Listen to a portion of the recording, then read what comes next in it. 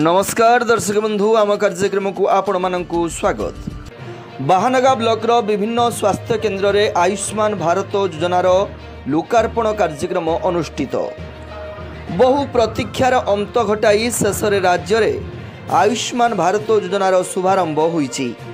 केंद्र स्वास्थ्य मंत्री जेपी नड्डा एही योजनार शुभारंभ करिसंती। एहा सहित गोपबंधु जन आरोग्य योजना और वयोवंदना योजनार शुभारंभ होईछि। एही लोकार्पण कार्यक्रम सारा राज्य समेत बालेश्वर जिला बाहानगा ब्लॉकर विभिन्न स्वास्थ्य केन्द्र में अनुष्ठित हेबा सहित उपस्थित अतिथि और चिकित्सा अधिकारी मानक द्वारा हिताधिकारी मानक स्वास्थ्य कार्ड मध्य प्रदान करा जायछि।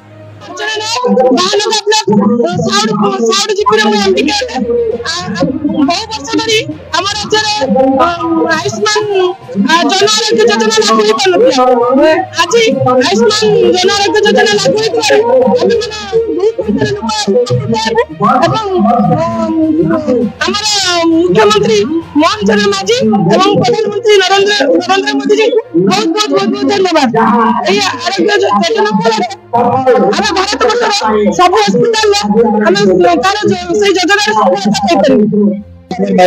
आज जो आम साउथ ग्राम पंचायत में आज आम तीन पंचायत को नहीं कार्यक्रम आज होती माननीय प्रधानमंत्री नरेंद्र मोदी एवं माननीय मुख्यमंत्री मोहन चरण भाई तत्वावधान आज जो ओडिशा आज जो माने तीन योजना लागू रही गोटे आयुष्मान भारत योजना आउ गोपबंधु जन आरोग्य योजना और आउ वयोवंदना योजना।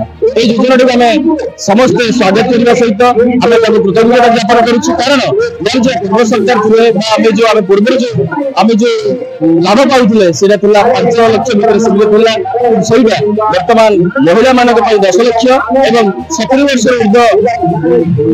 लोक मान सुंदर योजना लागू हम कार्यकारी कर आशा एवं तत्सहित ये जो आम आज प्रोग्राम होता बहु संख्यार पे लोक मैंने एमबीके सीआरपी एवं साधारण माँ मैंने भाई मैंने समस्त लोक मैंने बहुत सुंदर भाव में सहयोग कर समस्त जो आशीर्वाद उपस्थित आज बहुत गौरवान्वित कर मंच श्री जगबंधु सिंह गोपालपुर ग्राम पंचायत तेणु मुझे योजना द्वारा आम बहुत उपकृत हेली। आयुष्मान योजना द्वारा बहुत उपकृत हेली जहाँफल कि समस्ते बाहर रही भी ये कार्ड पाइपर सुविधा पाइपर देश बाहर देश भितर थे पाइपर यहाँ मुझे बहुत उपकृत एवं देशवासी उपकृत से सरकार को धन्यवाद दूची जे ये सरकार दीर्घजीवी हो।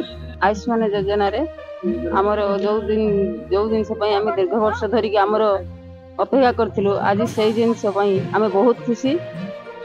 तो बाहर रही जो पिला माने भी आमर से माने भी जो रही से भी आरोग्य हो पारे आम भी जो चाहबू जो हस्पिटाल चाहबू आम भी आरोग्य हो पारे। दिलीप दास बालेश्वर सांसद को प्रतिनिधि हिसाब से ये आसती आठिकार अरेंजमेंट बहुत भल थिला।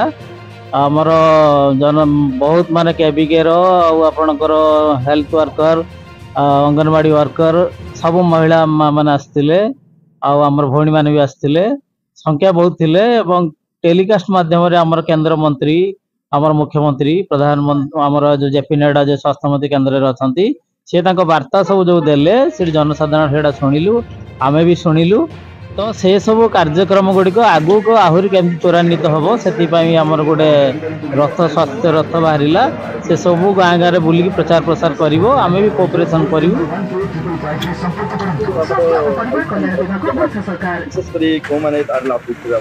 विशेषकर सब वर्ग लाभ पाइबे।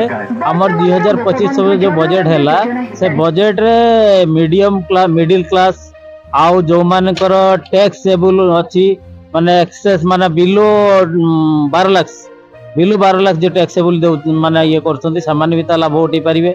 प्लस 70 वर्षर ऊर्ध्व जोटा रही 25 लक्ष ओडिशा जो अच्छी जो माने कि डॉक्टर हुंतु कि आईएएस अफसर हुंतु से 70 वर्ष पर एटा भी लाभ उठे पारे आयुष्मान योजना माध्यम लाभ उठे पारे। ता स्कीमटा ना अलग देइछन्ती जोटा कि सेटा मु देखुथिली ता ना स्कीमटा अलग अछि।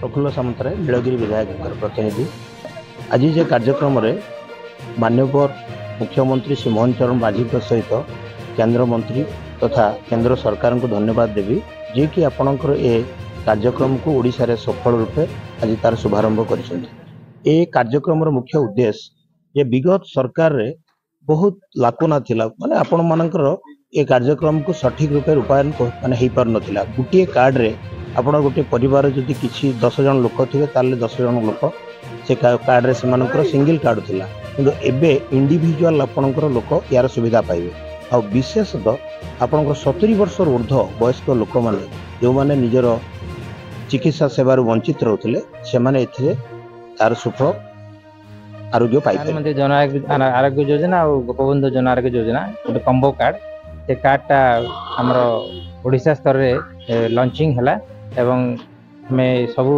पीसी गुड़ाक समस्ते जो सारंकर से लॉन्चिंग हला पर आम ये लॉन्च कलु एठी जो 3टा भितर कार्ड रही किंतु सुविधा सब जनसाधारण पाखे पहुँचापी जेहेतु नुआ लॉन्च होती तेणु यही मेसेजटा जनसाधारण पाखे पहुँचापी आम मुख्य उद्देश्य थिला।